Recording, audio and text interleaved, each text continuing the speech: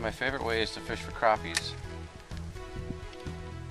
is actually getting rid of the bobber, using a light jig, putting a little piece of plastic on there. I'm using 1-inch Gulp Alive minnows right now, and it's real easy. Got a little bit of weight on there. This one I've actually caught about 20 crappies on, so I broke off a little bit already and re-put it back on so I don't have to get rid of one. I can catch a few more fish before I got to re-rig. All I'm doing is pitching this thing up against the weed edge, up against the pads, letting it sink, slowly reeling back.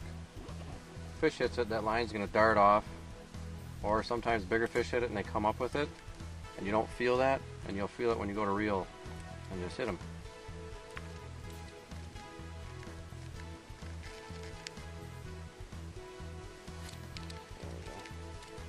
There we go. I don't actually hit it on the way down. It reeled and let it sink, and it came up and smacked it. Fishing without a bobber can be a lot of fun because you're not waiting for that bobber to go down. You're constantly moving it. It's a lot like jig fishing for walleyes.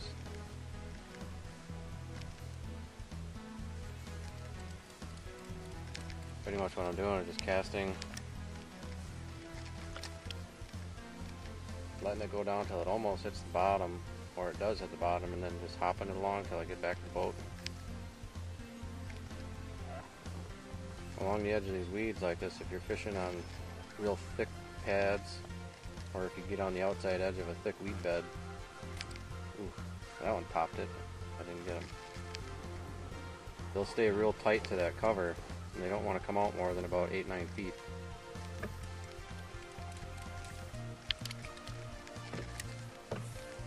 As you can see, my boat's actually almost in the pads, and I'm kind of at a diagonal fishing in these pads. That way I can get real close to them. You can kind of pick and poke if you get in closer with your boat into these lily pads. You get those fish that aren't out on the edge that way. You do the same thing with a bobber, but with bobber you're set at one depth. A lot of times those fish will be down 6-7 feet, and if they're not going real good, they'll swim, you know, half a foot or a foot to grab something if it's right in front of them. But if they got to come up 3 feet when they're not going, you're not going to catch as many on a bobber as you would pitching a jig like this. This is a 16th ounce jig with a 1-inch Gulp Alive minnow on it. It's a chartreuse and white tail. Good color combo pretty much on any lake. I like the gray and white that they make too.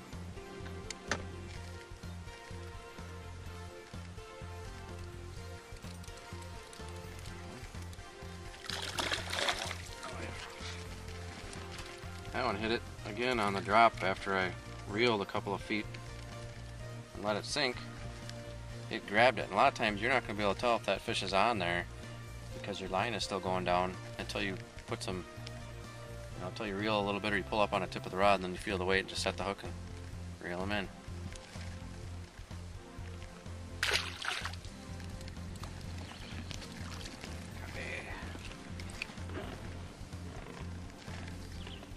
Catching them without a bobber would be a lot of fun. Bluegill. So it's not just crappie you're going to catch doing this, you'll catch everything. All kinds of panfish, largemouths really like this technique.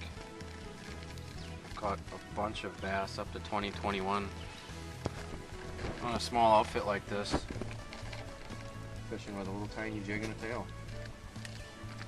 Most of those times it's on days where I fished for bass for an hour and a half, 2 hours, and they just weren't going. Couldn't get them to hit anything big. And switched up to pitching something small like this, and immediately started catching them. So.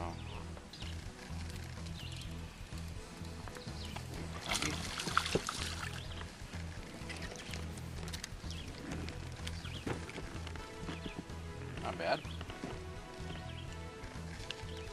Caught a ton of these already tonight. Looking for a little bit bigger ones. A little bit nicer.